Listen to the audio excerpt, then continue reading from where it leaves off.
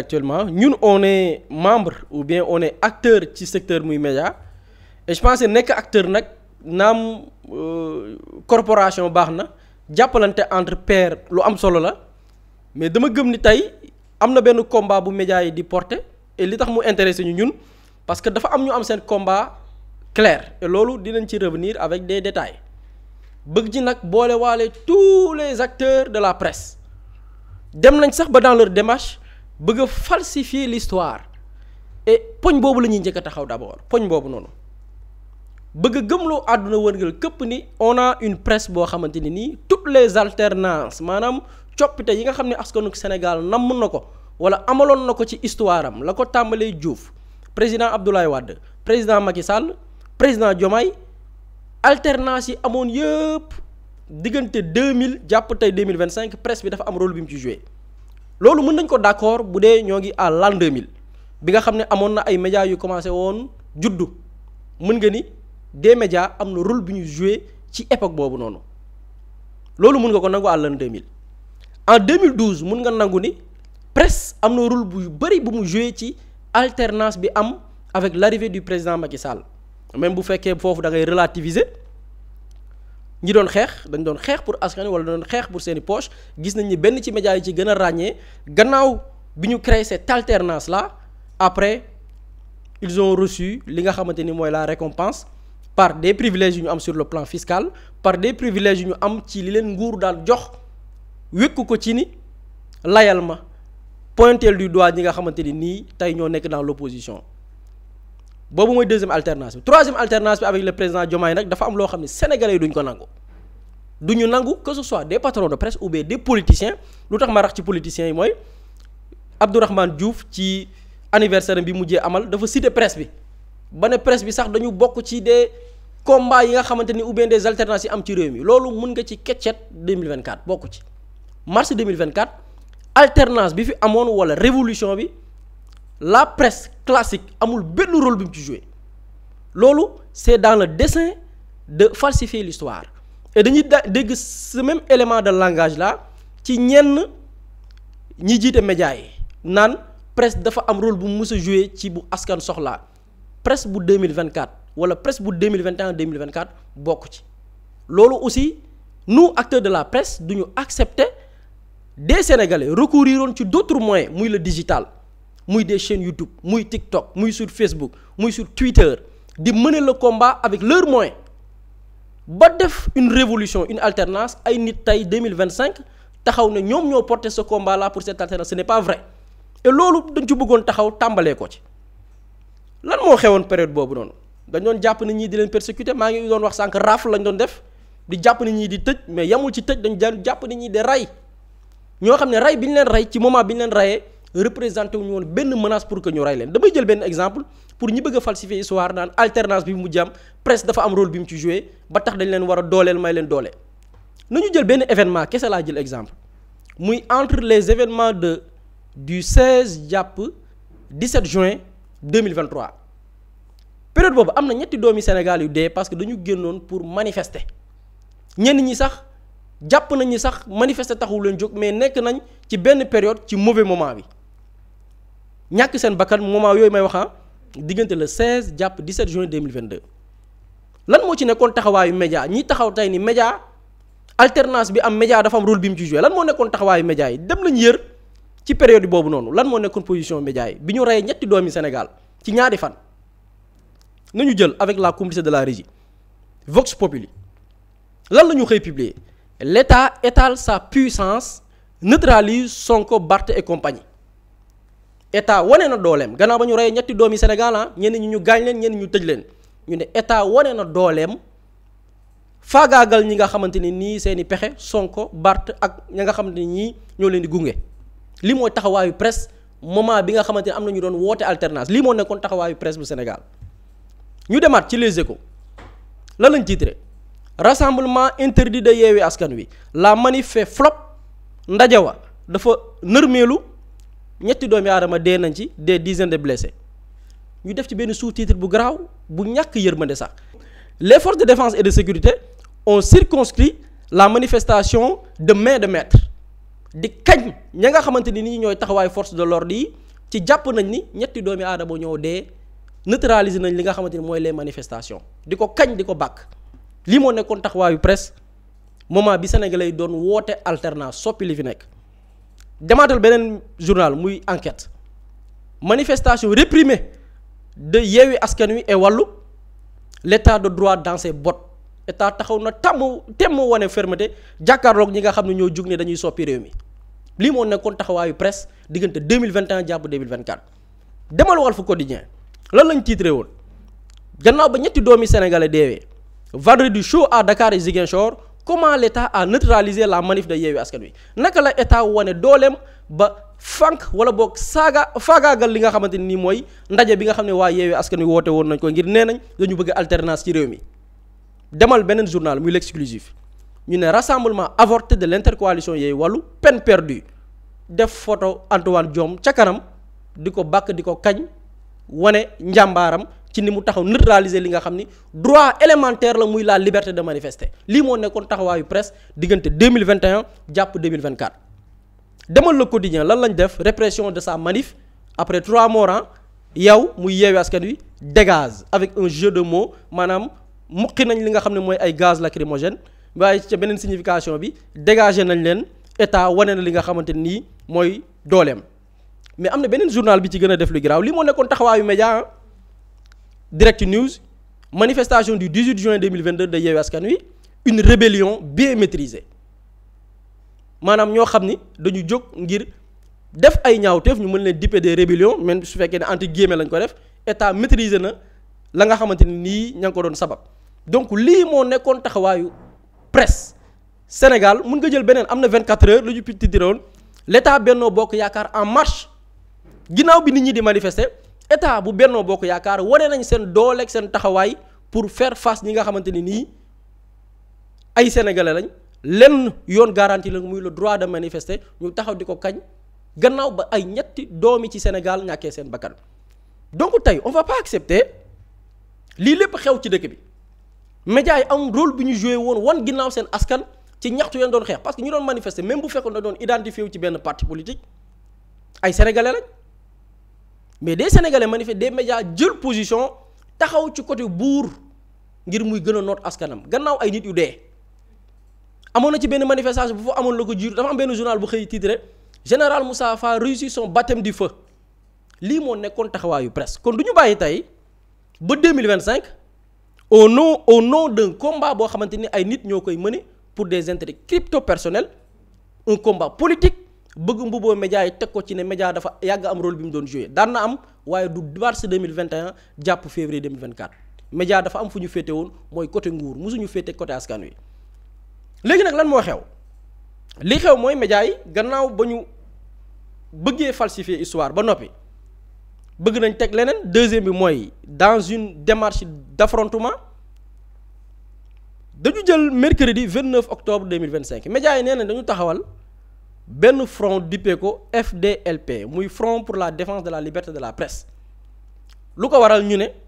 Sénégal dañ fiy persécuter ay journalistes da leen di jaay doole di leen tëj dañ fi tongal tamit ay groupe de presse maanaam bëgg leen asphyxier néewoo leen doole faagaagal leen looloo tax ñu ne dañu créer un front boo xamante ne nii pour jàmmaar la nguur gi fi nekk waaye ñun lañ dul nangu mooy mbubboo ni presse dafa am rôle bi mu doon jouer presse musul am taxawaay jamono yi nga xamante ni doon na métti da ngay jël benn misaal en mars 2024 pardon dafa am benn kuréel boo xam ne ñi ngi koy dippee CPJ muy comité pour la protection des journalistes en anglais ñu koy woowee committee to protect journalists banqaas la boo xam ni dañuy caytu nekkinu journalistes yi fépp ci àdduna en mars 2024 boobu élection yi ñëwagul dañu def benn rapport ñaar ci suñuy naataango bind ko muy Moussa Ngom bu maison des reporters ak Jonathan Rosen dañu def benn xayma ci médias yi fii ci Sénégal ak anam ñi ñuy traité journalistes yi ñoo ngi wax jamono nguuru Macky Sall ñu ne ñoom kuréel gi il s'agit du nombre le plus élevé jamais enregistré dans le pays depuis que le CPJ a commencé son recensement carcéral annuel le 1er décembre 1992 ñoom banqaas bi muy comité pour la protection des journalistes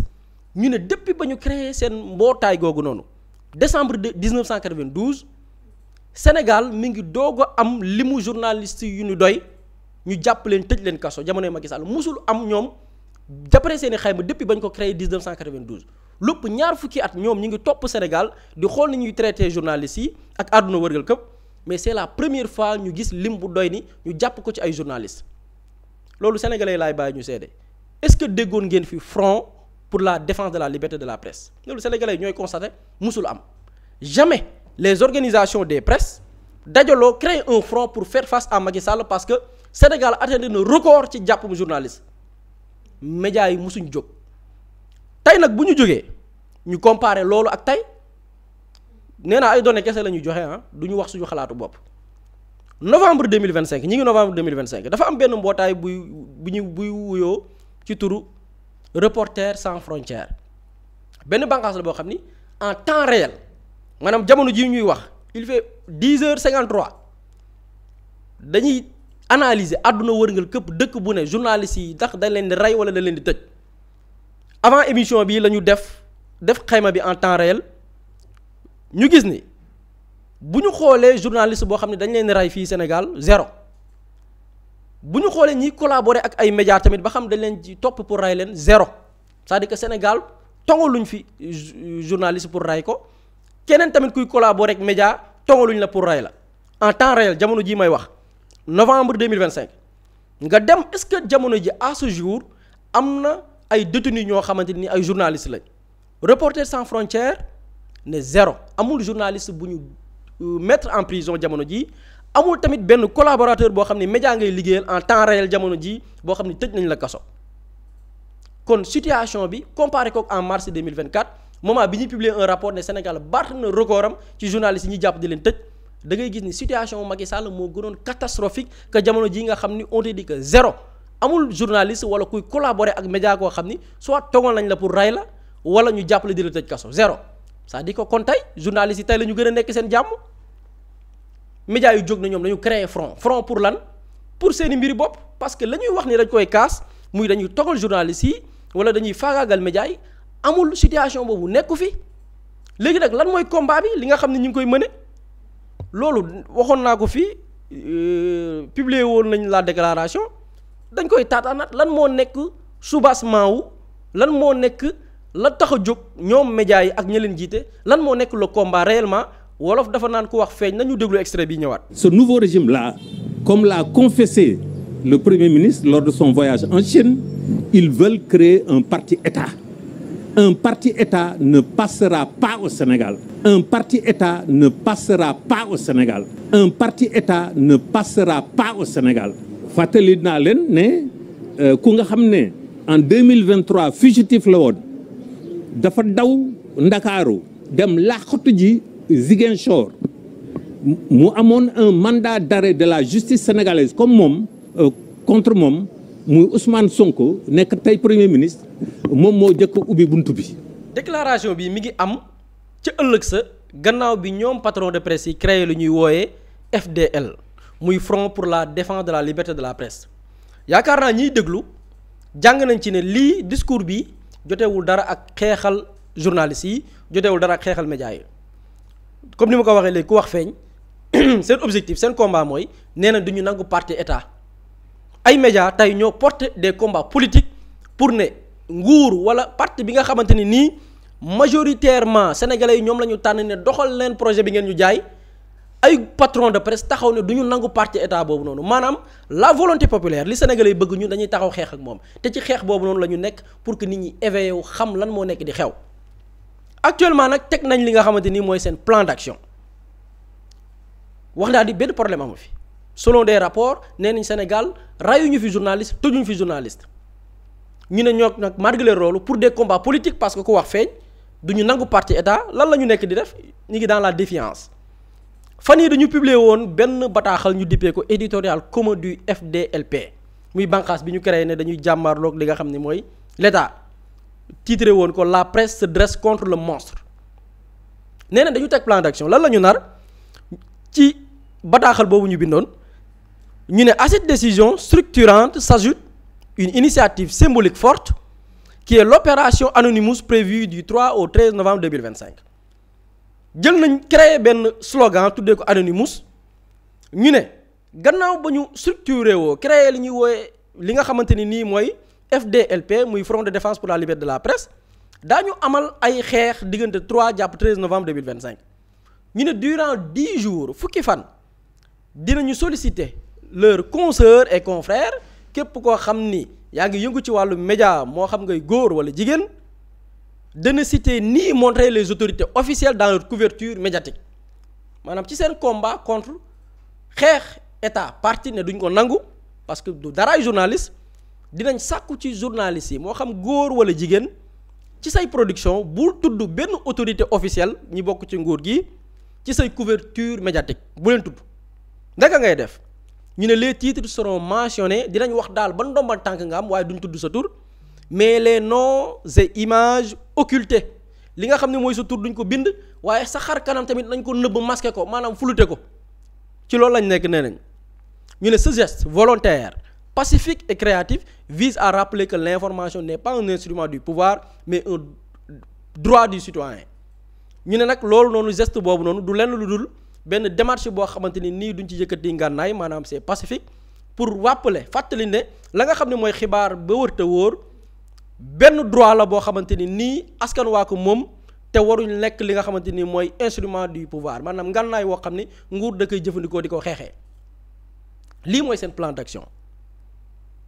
te gis nañ ni fi ñu ko wékk jotewul dara ak presse jotewul dara ak média jotewul dara ak journalistes yi mais comme ni ñu ko waxee léegi dañ na ñoom du ñu nangu parti état maanaam dañuy faire face li nga xamante ni mooy la volonté populaire ba pare taxaw ne droit citoyen mooy am accès à l'information c'est-à-dire que même combat bi ñuy mbubboo ne pour l'intérêt des citoyens sénégalais la dëppoowul ak boo xoolee leur démarche parce que fii dara ñori fi bañ koy sàq bi loolu beneen pàcc la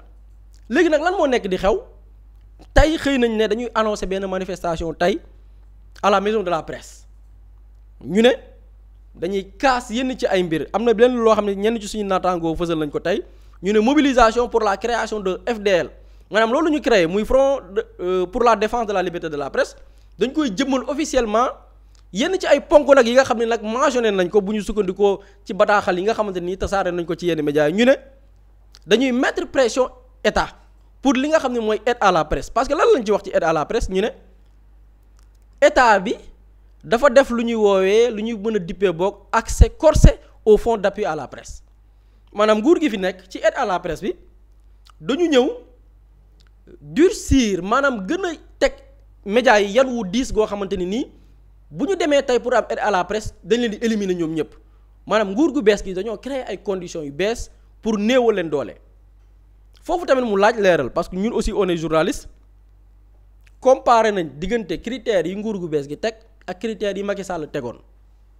lan la ñu suñu gëstu may li ñu suñu gëstu may mooy gis nañ ni mesures yi nga xam ne nguur gi teg na ko amul daanaka différence ak mesures yi Macky Sall tegoon parce que Macky Sall moo signé woon benn décret bi ñu ko signé woon le 27 janvier 2021 décret numéro 2021-178 jagleel ko aide à la presse naka lañ ko war a organiser Macky Sall moo teg des critères léegi nañu comparer critères yooyu noonu ñëwaat lan la ñu wax ci critères yooyu noonu bi Macky Sall signé boo demee section 2 ñu intitulé ko la procédure d'octroi maanaam ci yan yoon nga war a jaar pour mën a bénéficier wu am li nga xam ni mooy ndimbalu état ñu ne article 13 le dossier comprend les pièces suivantes lii jamonoy Macky Sall la critères yi mu teg pour ki war a jot aide à la presse pour année 2022 ak année 2023 ñu ne un formulaire de demande dûment rempli et adressé à l'administrateur benn formulaire boo xam ne da nga koy bind jëmale ko ci autorité bi nga xam ne tey mooy gérer aide bi ñu ne une copie certifiée je parle toujours jamonoy Macky Sall conforme de l'acte constitutif de l'entreprise de presse nga wane photocopier këyitu entreprise bi liy wane ni créé nañ ko mu am un statut juridique nga présenté ko nga présenter une copie du récépissé de la déclaration de parution pour l'entreprise de presse écrite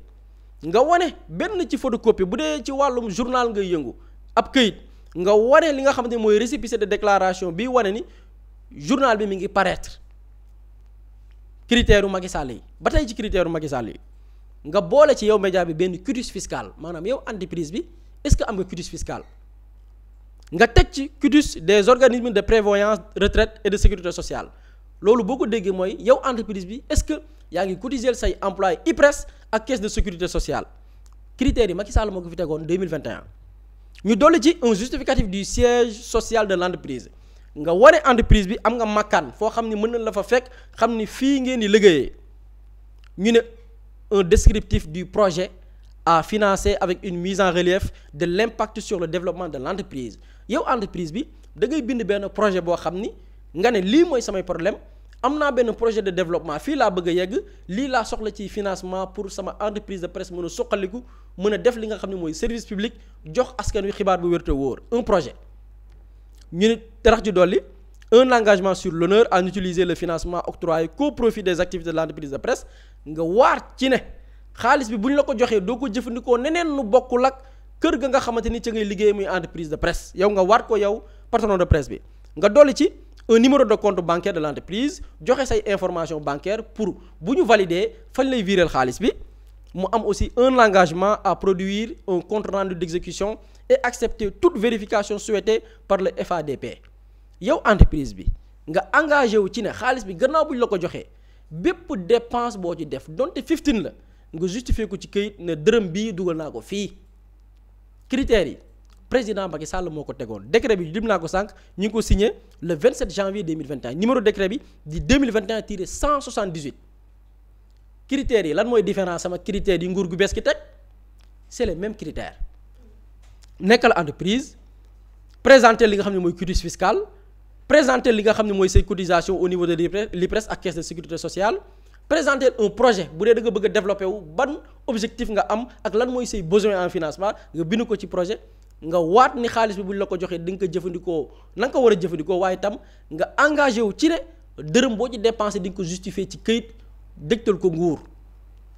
lii Macky Sall moo ko def nga comparé ko tey nga gis ni amul benn différence critères yi Macky Sall tegoon la ñiy ñëw tollantiwaat teg ko jàmm na ñooy te teg bi ñu ko teg sax boo xoolee mu ëpp avantage sax que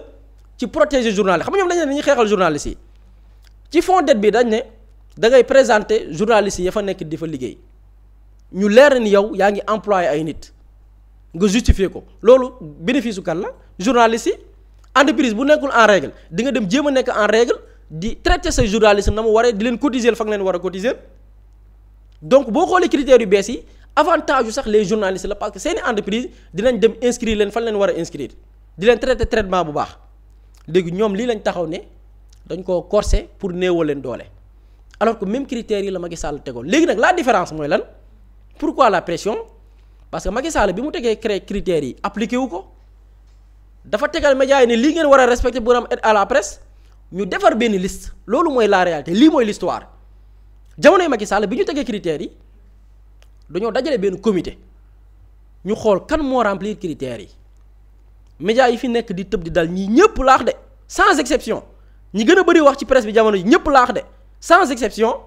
bi comité ministère de la communication dajaloo woon jamonoy Macky Sall ñu ci bari dañ ne remplirul leen critères selon Macky Sall critères yi mu teg ñoom ñëpp kenn rempliru ko ci ñii amuñu quitus fiscal ñii daawuñu cotiser seeni employés IPRES daawuñu leen cotiser caisse de sécurité sociale c'est-à-dire que ñi fi nekk di mbel-mbeli nii bu Macky Sall appliqué woon li mu signé ci décret bi kenn du am aide à la presse comité bi dajaloo tëggu ko ci këyit nit ñi ñëpp kenn war ci jot aide à la presse gars yi xëy bés nekk ñoom ñëpp viréel nañ leen xaalis c'est-à-dire ñu ci bari tey mënoon nañ leen topp pour ku lekk riba ku lekk alalu réew mi ci loo xamante ni nii lewul parce que comité moo dajaloo nit ñi ñëpp selon les critères yi Macky Sall teg kenn warul am aide à la presse gars yi wane ginnaaw ñu gis ni ñoom ñëpp séddale nañ leen 40 millions ñenn ñi ay centaines de millions boo ko évaluer ñoom ñëpp loolu nag la ñu bëgg a tey mettre la pression il faut que nit ñi xam le combat mooy lan tey du ñu bëgg a mettre la pression pour que nguur gi dellu ginnaaw ci lii nga xam ne teg na ko li nga xam ne moom la teg si wax nee naa critères yi ñu teg ni amul différence ak jamonoy Macky Sall mais lu ñu bëgg mooy teg pression pour que nguur gi cédé maintenant nag après on va essayer de voir nan mooy nekk attitude li nga xam ne mooy l'autorité mais en tout cas pour mu clair d'après récit bi ñu def lépp ce combat n'est pas un combat pour les journalistes buy avantage ñi nga xam ne ñooy les journalistes du combat boo xam ni intérêt wu les techniciens des médias la du intérêt wu ñiy liggéey ci wàllu presse moo xam ci domaine bi ñuy yëngu lii c'est un combat personnel bu ay nit di mener contre les journalistes contre les techniciens des médias mais contre même le secteur des médias parce que bu liy continuer lan mooy nekkaat lan la ñuy revenir aat les mêmes médias yi fi nekkoon di def lu leen neex féetee fenn fi selon alal gi leen di jox ñoo fi nekkaat au détriment de qui des populations pression boobu nag on va essayer de voir ndax autorité dafay céder waaw wala déet. am na solo Boury Ismaïla ndax combat bi nga xamante ni médias yi soobu nañ ko waxtu bi tembe liberté de la presse comme ni nga ko waxee moom moo leen tax a jóg wala dafa am leneen lu làqu ci ginnaaw lu ñu waxut. mais je pense que Boury a été très très très pertinent ci côté boobu noonu quoi wane na parce que au fait du lu ñu leen waxal seen i kàddu bopp la combat pour liberté de la presse ki koy jiite bu demee ba ne duñ fi nangu état parti diggante état parti combat pour liberté de la presse je pense que ni frontière bi yaatu na muy beneen bi mooy combat la pour des patrons de presse lan moo ko motiver ñoom xam nañ ko mais c'est pas un combat pour la presse un combat pour la presse man nit boo xam te ni yow ne nga patron de presse nga ngay employer ay pères de famille pendant des mois fayoo leen ñu ñëw di la fayee ko seen salaire nga saaga leen saa yu ñëwee fayee ko seen da nga leen di saaga fu ñu ko wax duñ ko gëm ñu ne pour nit ñi gëm ni kii ñu yoreel des arriérés de salaire daf ñuy saaga bu ñu koy fayeeku nañu ko enregistrer ñu ñëw di la fayeeku si enregistre la à ton insu nga saagawaat leen ñu yóbbu la ci yoon nga daanlu leen ñoom ñu tëj leen dañ la tooñ tool ñaar bi la dañ la yoreel salaire boo xam ne yaa ko ñaq nga war ko fayeeku fayuñu la di la saaga ndey nga wut preuve yu wane ne dañ lay saaga boo demee di fayeeku say arriérés yooyu le ñu dem yow ci sa bopp ñu condamné la loolu ay journalistes dund nañ ko fii Sénégal te ñi leen ko teg ñoom ñooy jóg taxaw tey ni ñoom ñooy jiite patron de presse Sénégal mënul nekk benn bi mooy fi Boury commencé mooy la dañu bëgg a réécrire l'histoire presse dafa am solo alternance yu bëri mais 2024 bokk ci 2024 une bonne partie de la presse surtout la presse classique dañu censurer le peuple sénégalais volontairement li nekkoon ñaxtu population bi li nekkoon seen i jafe-jafe dañu ko teg de côté nekk ci yeneen fii ci jamono boobu noonu la ñu bañ sax xam ne bu ñu defee journal du safe benn média jóg fii ni annuler journal am teg documentaire annuler journal am teg émission musicale fii la amoon Sénégal fii nii gis naa ci patron de presse yi ku ci bëri wax c'est dommage parce que mënees na ko jàppe sax jeune journaliste gàddu sa caméra ba Ukraine li xew Dakar fii ay jeunes ñu leen di dóor bal ñu daanu ci mbedd beeg yooyu noonu guerre bu la jege di xew sa buntu kër nga censurer ko alors que nee nga yow yaa demoon couvrir benn guerre bu xew Ukraine loolu mooy la réalité loolu moo fi xewoon donc c'est un combat pour un groupe de personnes seeni motivation personnelle la ñu yor parce que toujours ñoom ñooy wax kenn du leen sosal dara parce que am na ñu doon branché tiwa yu jógee palais directement xaalis bi di dugg ñenn ci ñoom bu ñu banqué woo directeur sangam wala ministre sangam mu defal le virement signer la ay fausse convention defal la seeni parole la ñoom ñoo ko wax loolu mooy li nga xam te moom moo fi xewoon loolu moo dakk moo tax ñoom ñu jóg pour jàmmaarloo ak nguur gi parce que système bi fi nekkoon doon leen defal favori moom moo leen arrangé système boobu la ñu bëgg a delloosiwaat lii mën a tax nag loolu du amaat mooy lan benn groupe de personnes boo xam te dañu bokk benn idéologie tuddee ko le projet jàpp ni ñi bokk ci benn parti boobu noonu bu ñu ko booloo ñoom ñëpp di ko doxal day antu te ñoom du leen arrangé loolu moo tax ñu ne état parti du ñu ko fi nangu parce que ñi bokk ci parti bu nekkee ñoom kese ñoom ñooy jëmmal li nga xam te moom moo nekk état kon danañu doxal ñoom li ñu bëgg te li ñu bëgg arrangé wuñu kon ñu ni tamit dañuy taxaw xeex état parti loolu mooy la réalité fi nga mujj na mooy aide à la presse bi mais lan mooy la différence entre critères yi wax nga ko y a pas de différence peut-être seule différence bi ci am mooy nga présenter say journalistes mais lan moo amoon gis nga fait nit doo malhonnête saa yi Aminata abal ma sa CV damay déposer ji Boury abal ma sa CV dama war a déposer 3 CV yu journaliste yow mi abale sa CV organe bi ngay liggéeyal mën nga xëy dajeek sa patron mu ne la loo fiy def demal ñibbi sa kër doo ko yóbbu ci yoon amul lenn lu leen lié mesure bi ñu ci yokk lu mel noonu lay fànq yow fi nga nekk da ngay am lu leen lié mooy un contrat doo yem ci contrat kese de parce que mën ngeen contrat signer contrat noonu rek sans que dara bañ a dopp ci ginnaaw mais dinañu dem vérifier ndax yaa ngi cotiser ki nga signer contrat dañu dem vérifier ndax yaa ngi fay say impôts mais ñoo xamante ne tey mën nañ leen tubbee des délinquants fiscaux c'est les paroles du président de la République moo ne ñii nga xamante ne tey dañu yoreel xaalis état ci lu jëm ci wàllum impôt tey bu impôt et domaine bu ñu saisiroon justice le mandat de dépôt est automatique ñoom ñoo toogaat di wax ni dañuy jàmmaarloo ak nguur dañuy xeex ak nguur du ñu nangu état parti état presse dañ koy toroxal dañ koy salfaañe mais presse boobu noonu kan la fi taxawal presse boobu noonu nekkalu fi askan bi seen bopp lañ fi nekkal et c'est dommage que les journalistes tey yi ñu nekk ñun des jeunes reporters ak yoom nekk ci organe de presse yooyu duñ jël seen responsabilité fii nii ñaata organe bu yàggul la fi ADP ma jox 30 millions 32 millions ñoom ñu yore ay arriérés de salaire ñu yore ko seen i employés yëguñu ko pour te dire que même li ñu jot duñ ko communiquer manque de transparence boo koy war demal ci presse bi la ñu jotoon 2023 ak 2022 fin 2024 lañ koy door a xam ñi taxawoon ne jotuñu dañoo gedd soxlawuñu ko ñoo ëppale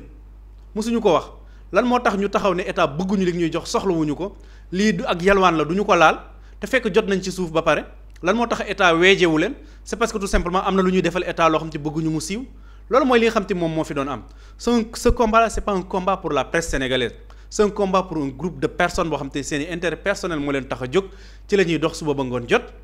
de manipulation politique loolu moo tax ñuy xeex et puis maintenant nag lan moo war a nekk le répondant pour man c'est aux journalistes ñoom ñoo war a jël seen i responsabilité xam ne li ñuy wax ni di ko xeex xam nga am nañu ne amuñu possibilité ci aide à la presse bi jël ci leen financer ko ay salaire mais dañoo mës a financer salaire dañoo mës a fay salaire mais fay ñu salaire et puis il faut que ñu dem ñu xool situation bi ñu nekk ni lan moo leen ko teg ñu ci bëri ñoo ko teg seen bopp ñoo demoon di percevoir de l'argent ci anam bu jaarut yoon état ñëw dakkal ko ñu toog di xeex saa yi bu fekkente ñoom li ñu bëgg dañ ko defal ko secteur yépp noonu état boo xam te dafay dem en faillite moom la ñuy am parce que tout simplement benn état mënul supporter loolu noonu di ko defal secteur yi fi nekk yépp wala nga di ko defal benn secteur kese de manière injuste te bu boobaa nag doo dox ci transparence doo dox ci yemale doo dox ci tolloole te mooy li nga xam te moom la yenn patron de presse yi bëgg